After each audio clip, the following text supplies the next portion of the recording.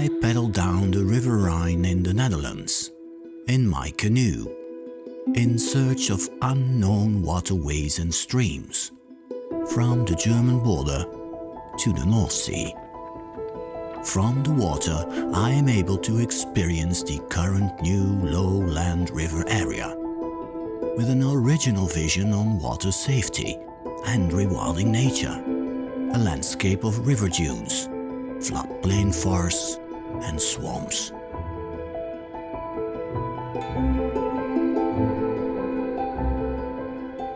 In search of spectacular new wildlife.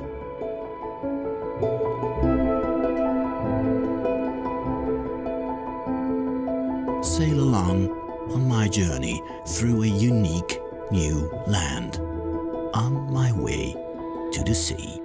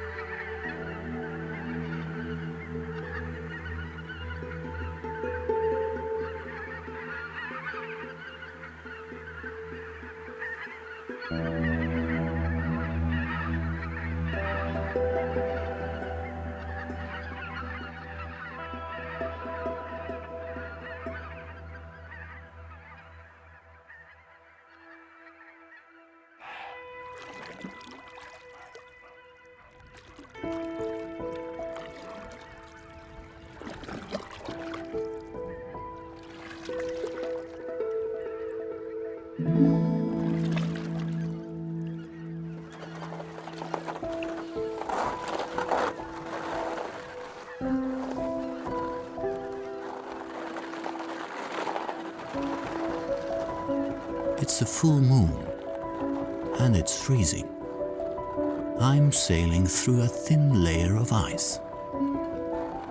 I hear subtle splashing and soft gnawing, the sound of beavers.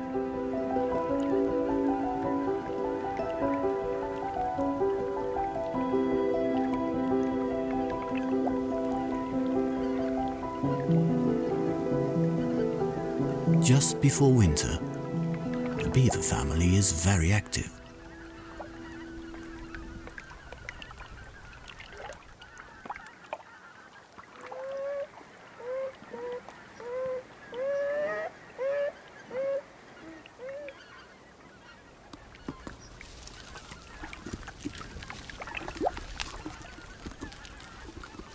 The last fresh willow branches are collected.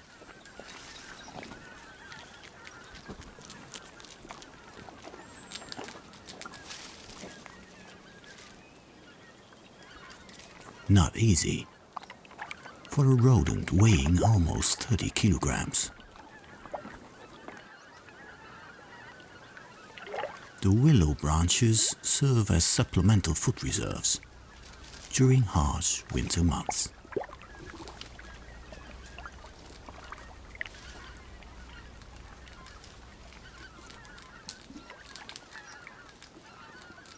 Beavers really belong to the water-rich lowlands of the Netherlands. Last century, they were extinct. Fortunately, they were reintroduced in the 1980s. Successfully. I come across them almost in the entire river area.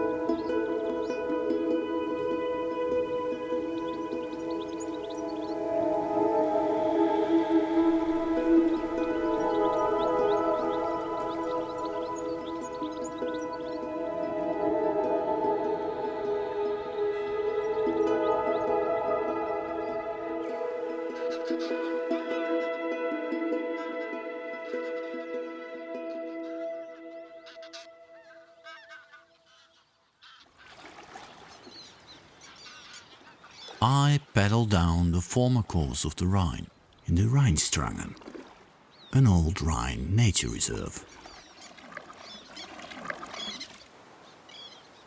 A few hundred years ago this was still an active flowing river. Not anymore. Large reed beds grow into the water.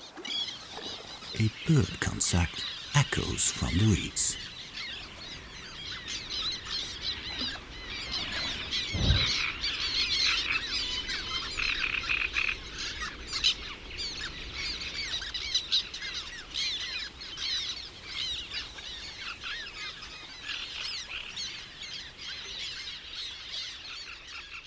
The screeching of black terns chirps in my ears.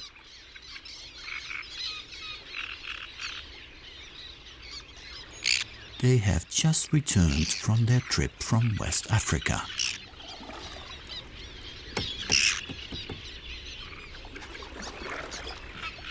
The marshlands along the Old Rhine are one of the most important breeding areas in northwestern Europe.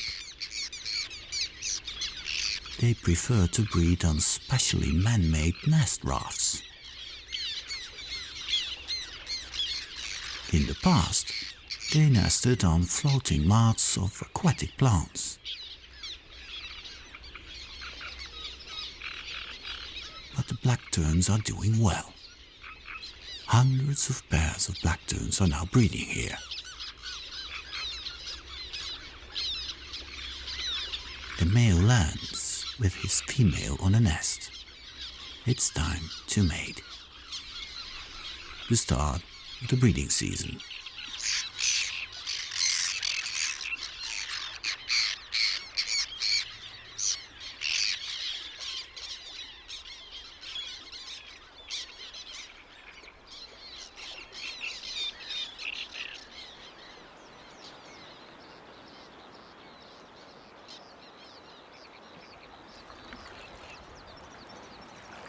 I paddle through a sea of aquatic plants.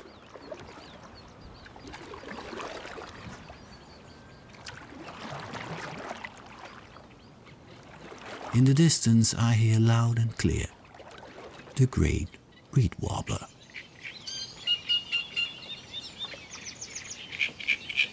As big as a starling, and what a sound!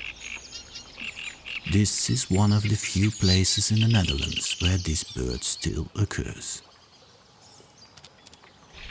The species depends on water reeds for its nest and food. Reeds that grow far into the water.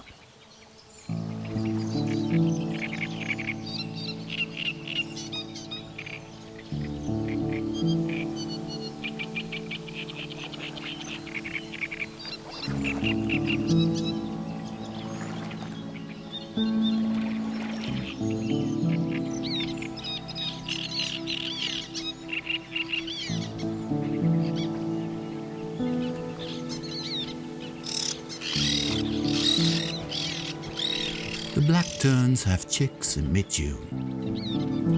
They are fed with young fish.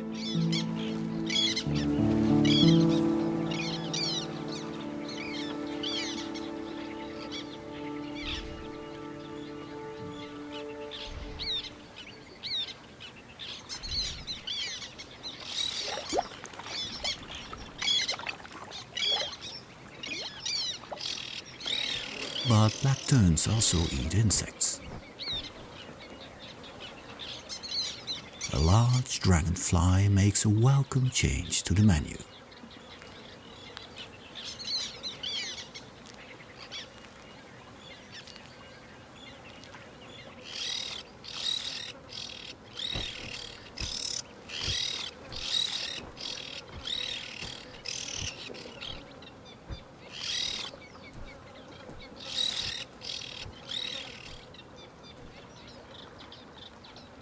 Movement underwater. Panic.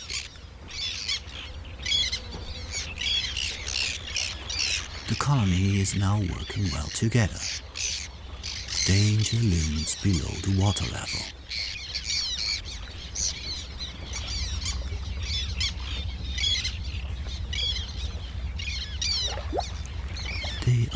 spawning breams. The male bream defends small territories underwater.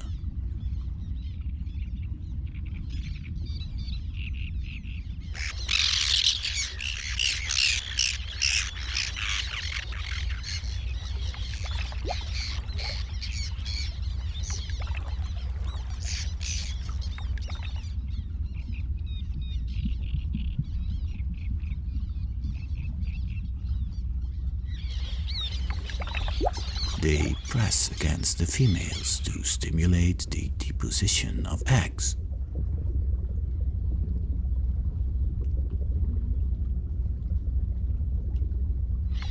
The splashing frightens the terns. One last jack. The breams are not a danger at all.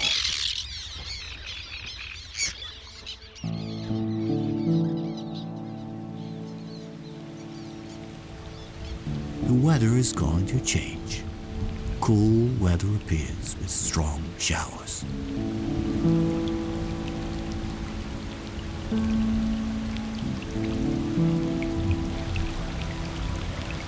Black tern chicks are now very vulnerable in the middle of the water. The chicks can easily become hypothermic because they're too big to shelter under mother's wings.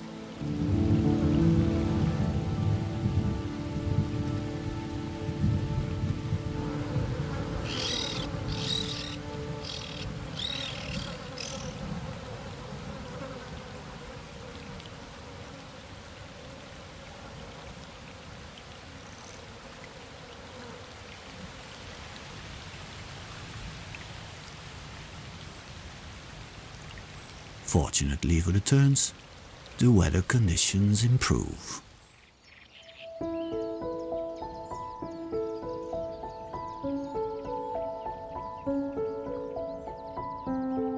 A few kilometers downstream, I reach the current bed of the River Rhine. This is where the river divides. 2/3 of the water turns left as the river bow, and 1/3 turns right as Rhine and Isel. I follow the Waal to the new nature reserve of the Millinger Waard.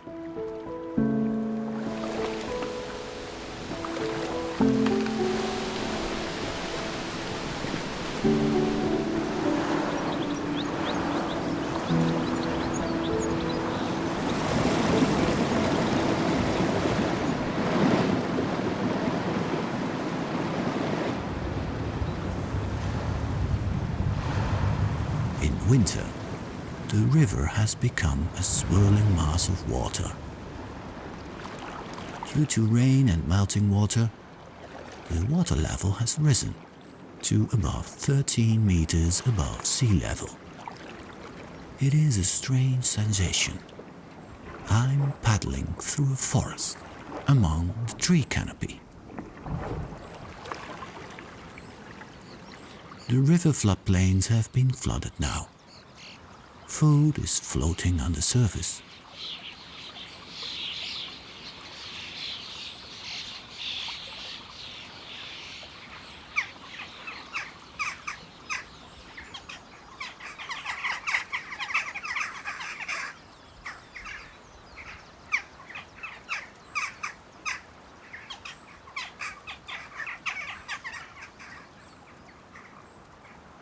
Magpies search for invertebrates like insects and worms along the high tide line.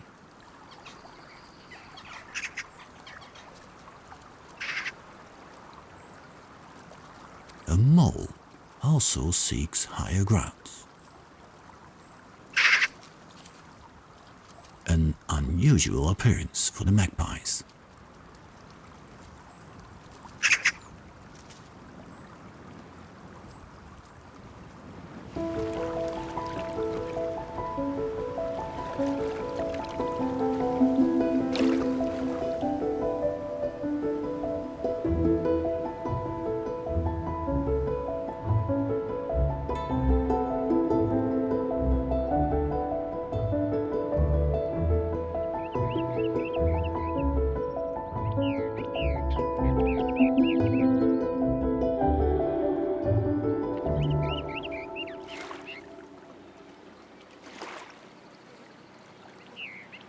summer in the milling of art. I sail along a living river dune of almost 4 meters high. The wind and water have created the dune. Previously, agriculture dominated here. Now nature flourishes.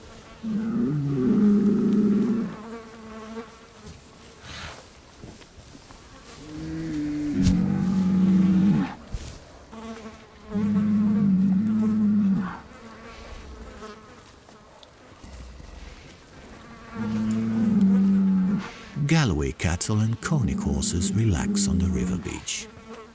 An ideal time to ruminate. They are preyed upon by countless horseflies.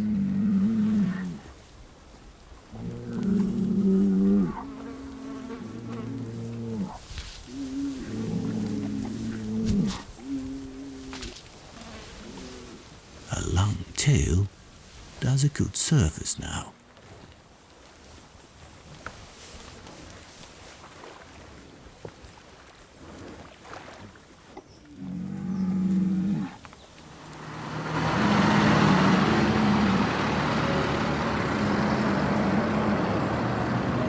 Water managers, nature conservatists, and clay and sand extractors work together on a safer and more beautiful river area.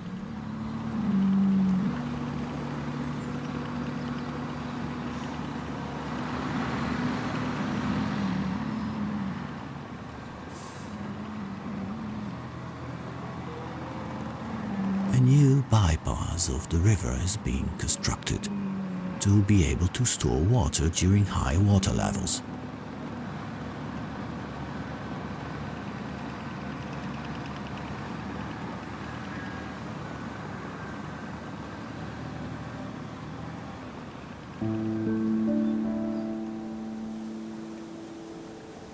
Within 6 months, a true metamorphosis takes place. I am the first to sail through this new waterway.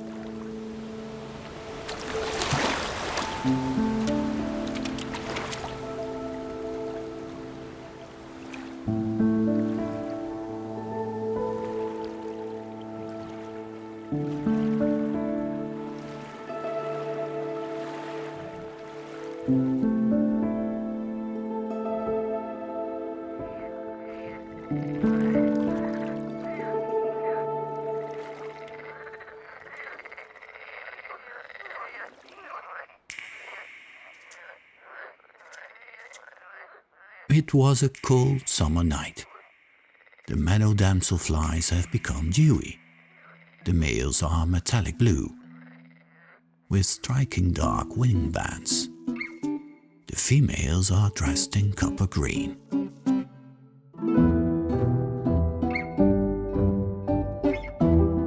They anxiously await the arrival of the first rays of the sun.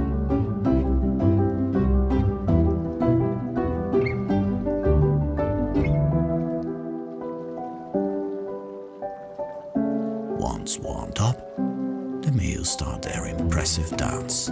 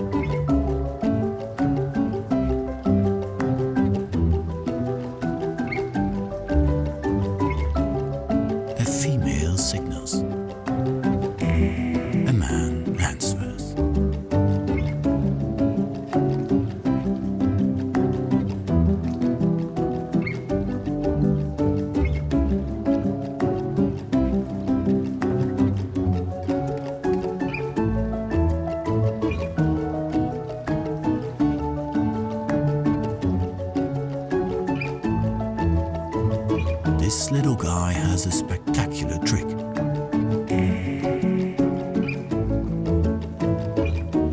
He is able to land on water.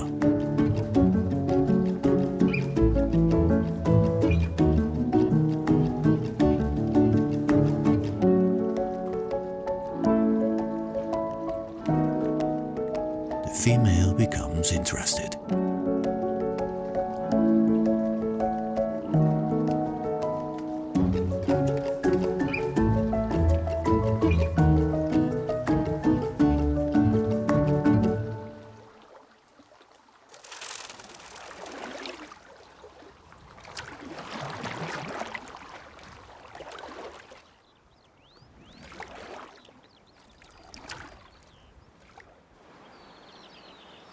From the water I see the moraines of the failure looming in the distance, but also the activity of the city of Arnhem.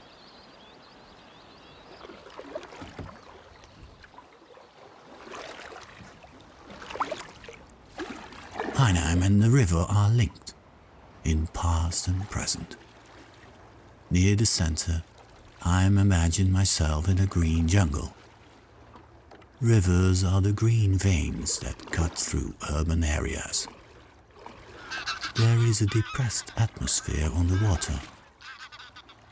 Something is moving in the air.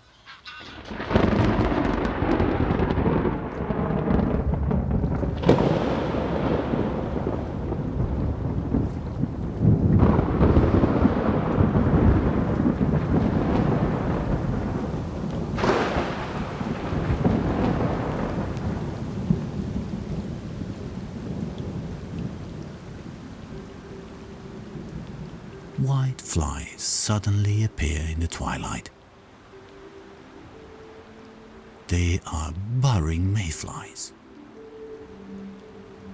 On the water surface, they transform into a bright white mayfly with remarkably long tail threads.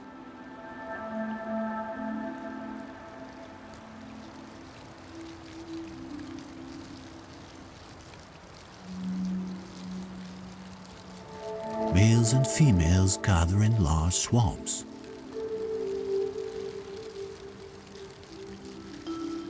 Summer snow. A magical moment.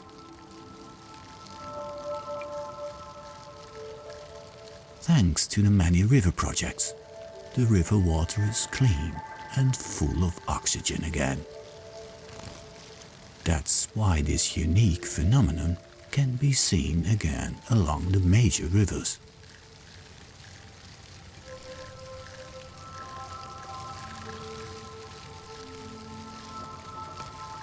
Females deposit 2 strands of eggs on and along the shore. Both females and males die almost immediately afterwards.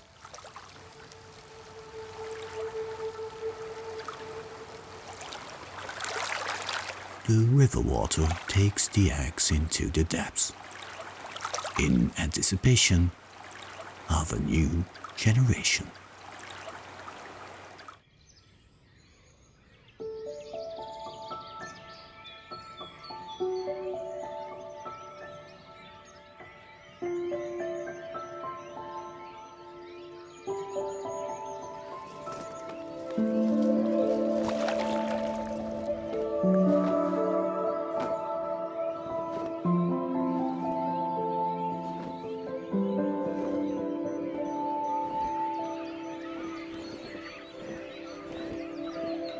They look like angels, spoonbills.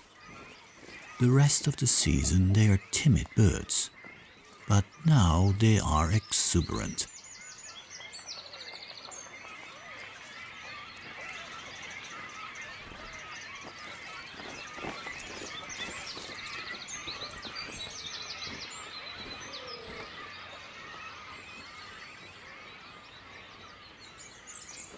The courtship of the spoonbills is in full swing.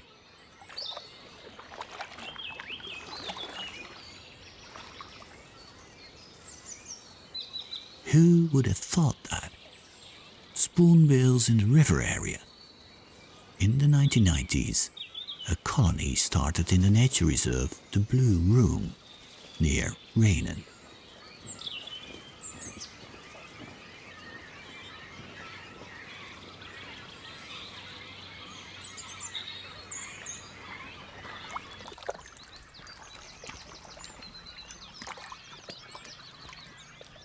From the River Rhine, I can see them well in the still early April floodplain forest.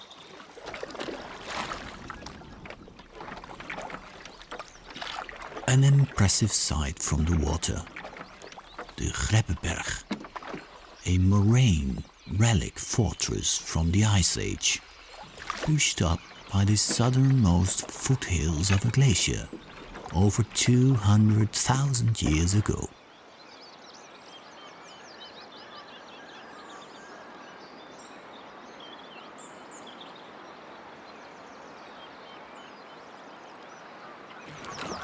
The Blue Room is an example of successful nature development in the river area. What was farmland 40 years ago is now a varied nature reserve with grasslands, thickets, riparian forests and floodplains. The winter dike has been partly removed here, so that the water can flow in and out freely. I sail along the foot of the moraine. It's the perfect day to look for grass snakes. About 20 degrees Celsius, no wind, and lots of solar heat for the cold-blooded animals. Carefully, I float my canoe along the reed bed.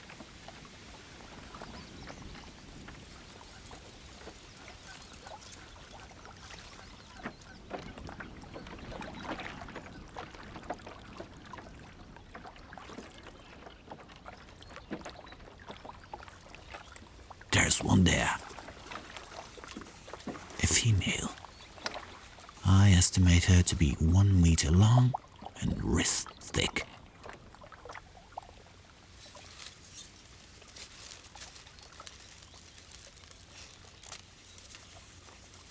A male grass snake has awakened too. He spent the winter in a mouse hole.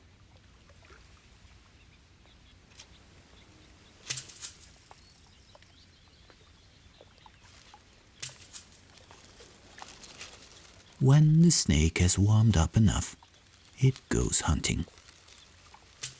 A common frog or toad would go in after more than half a year of fasting.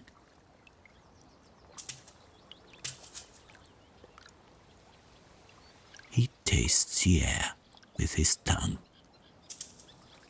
He's on the trail of a female.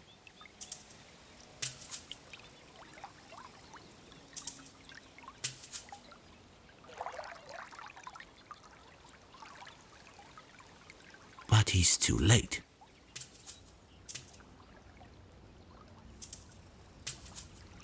Several males have chased a huge grass snake female and are trying to mate with her.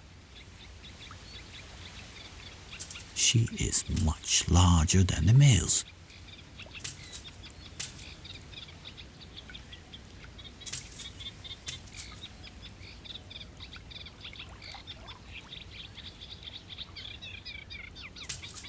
Only one of the males is the lucky one.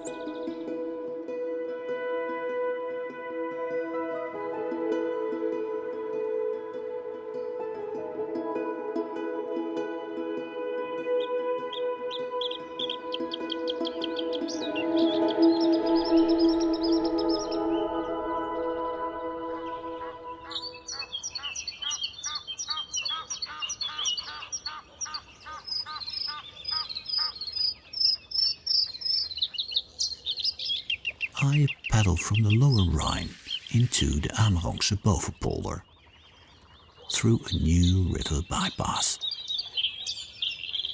A singing bluethroat welcomes me. Now, mid-April, his singing activity peaks. New nature's being developed here on the north bank of the lower Rhine. I paddle through a shallow gully into the swamp. Here and there, ancient iron-rich groundwater wells up, red with iron oxide. This mineral-rich water feeds the swamp.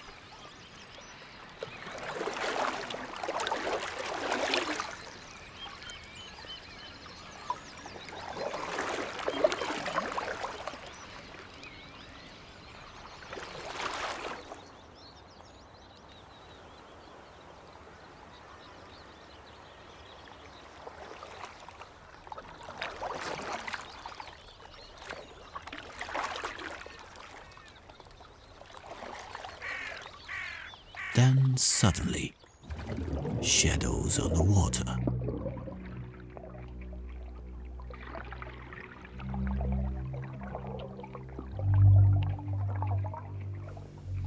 Common toads have reached their spawning grounds. Females produce long strings of eggs that she hangs like garlands on the water plants. They are fertilized by the male. A dangerous job.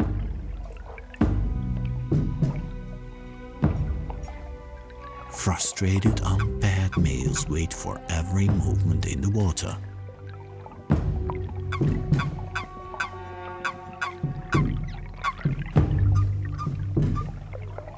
The males are constantly fighting each other.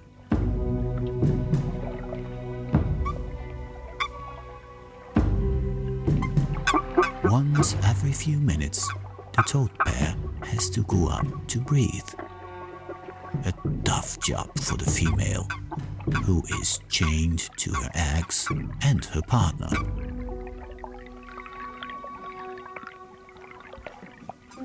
The couple has to stay away from the single males, but that's not easy.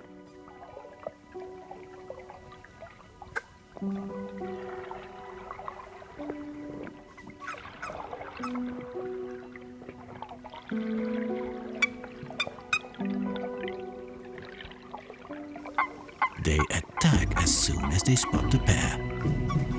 This is really a risky situation. The male tries with all his might to kick off the attackers.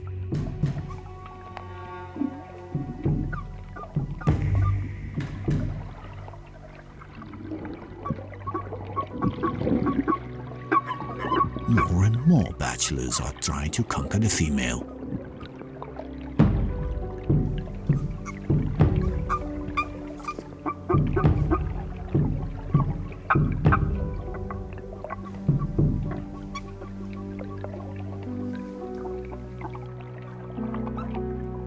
The female has to breathe really fast now, otherwise she would suffocate.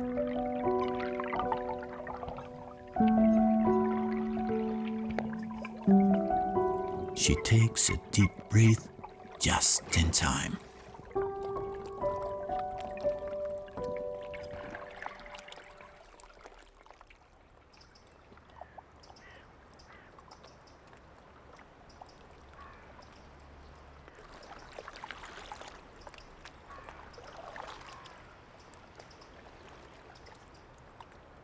A group of conic horses enters the tunnel from the floodplain towards the lateral moraine. I follow their lead.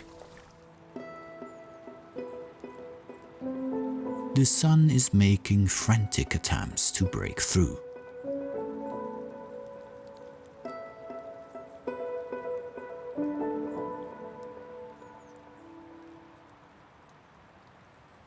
Something moves in the open field. I hear a sort of grunt. Fallow deer. Their rutting season peaks at the beginning of November. A large male inspects his harem. The harem consists of hinds and calves. He is after the hinds. They could be in heat any time now. He is the boss and rules like a general over his harem. In the middle of his arena, he has a good few of possible rivals.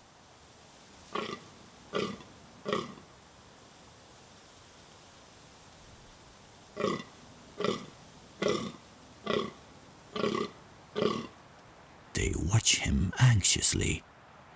They can smell the hinds.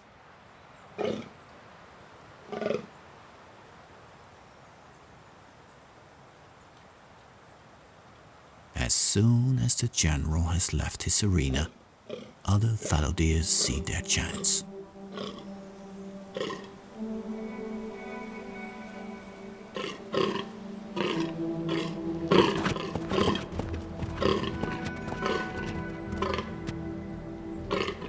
From all sides they rush to conquer their own harem.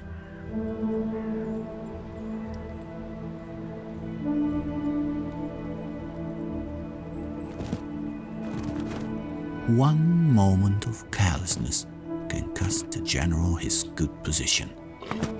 Other deer can run off with his females. With great leaps he thunders into his arena. He chases the other males away.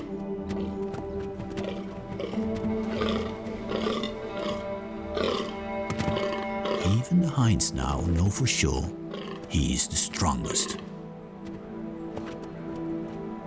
They must be with him.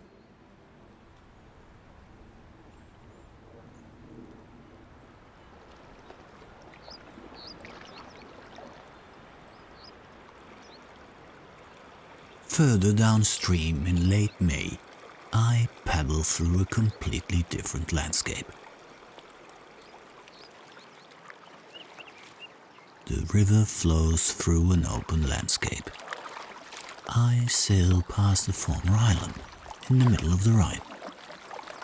I can come ashore through a creek. I have to hurry, because the water is sinking fast.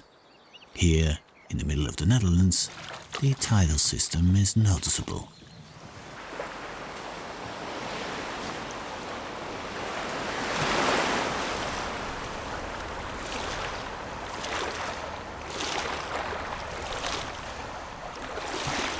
A mysterious creature appears from the tide line.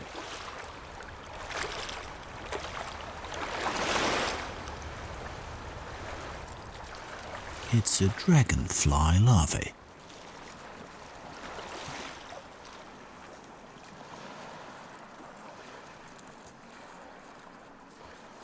She has lived underwater for more than 3 years, and now the time has come to transform into an adult dragonfly. Purposefully, she crawls onto the river beach. She is looking for a safe place, high and dry on the river dune. It's a hellish journey for the little dragonfly larvae.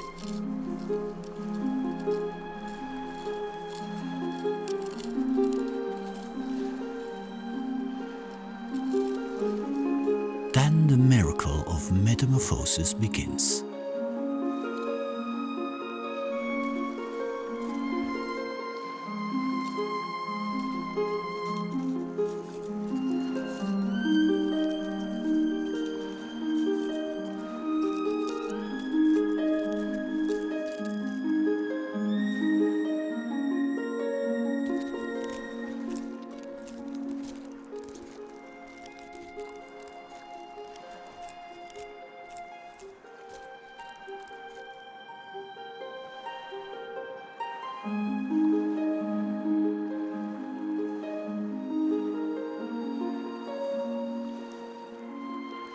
From the back part, a dragonfly carefully crawls out of the larval skin.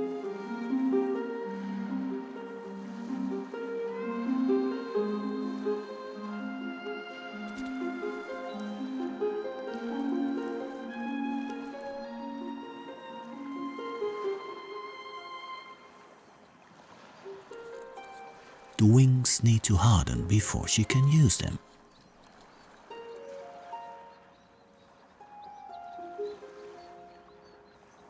After being extinct for decades, a river clubtail returned in the river ecosystem.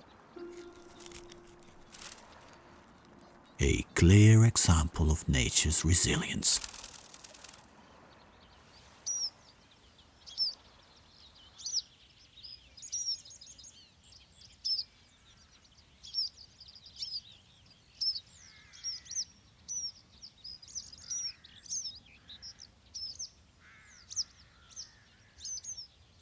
The river dune is an oasis of flowers.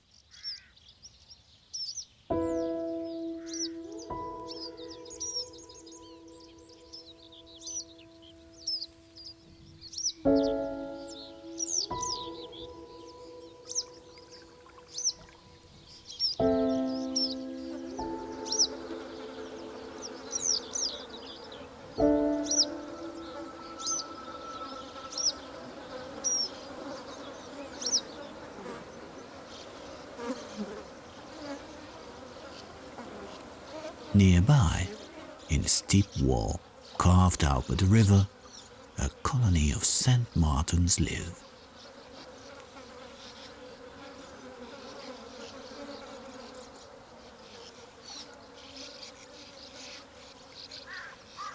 Small, agile brown and white insect hunters. They have dug nest holes in the sand. Almost fully grown young are about to fledge.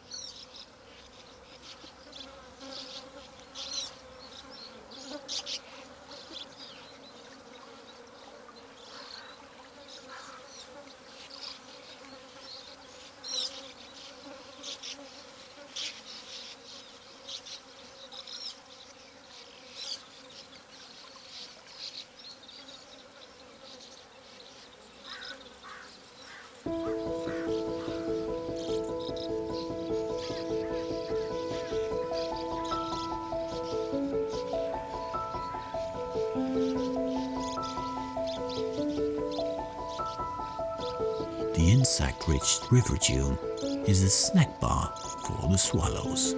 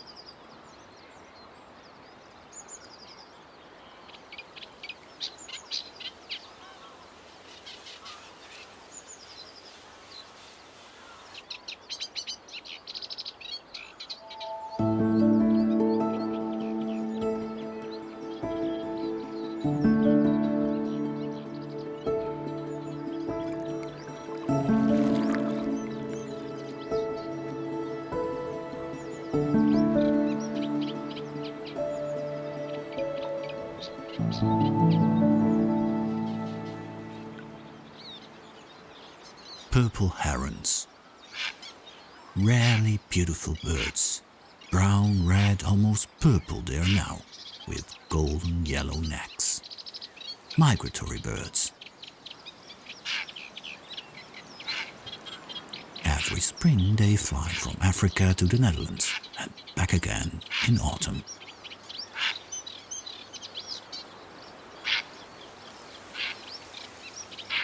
I sailed from the Rhine to the storage waters of Kinderdijk.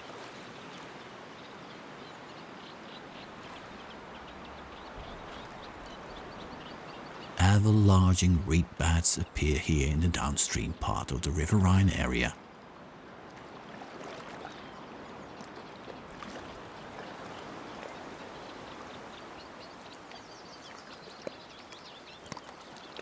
It's a hotspot for marshland birds.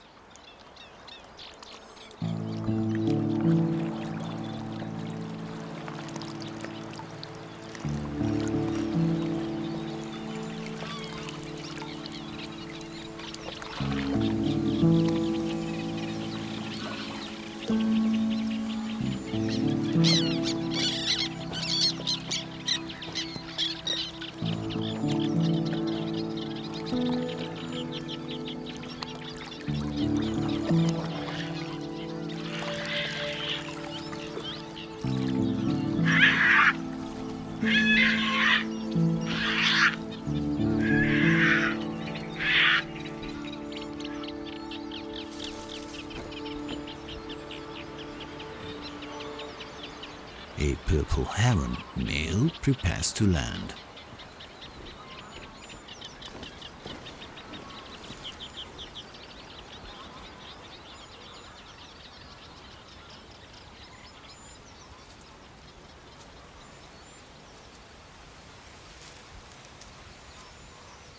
The nest is well hidden in the reeds, just above the water.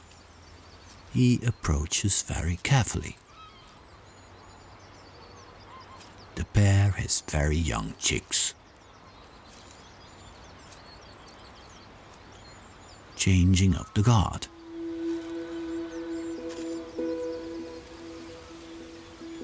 The chicks must be kept warm.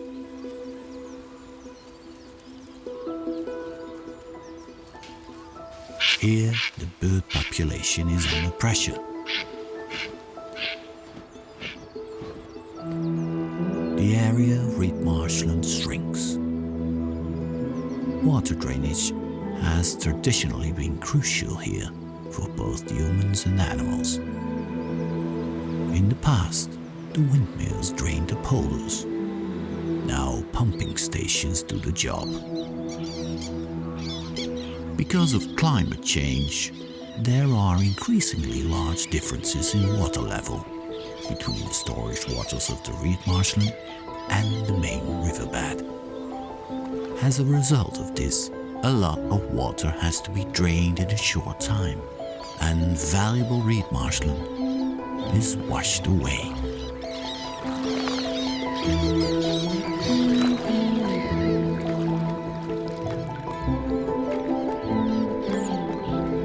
In a new waterland, sometimes the old and new water management conflict as part of the future development of a safe and biodiverse riverland.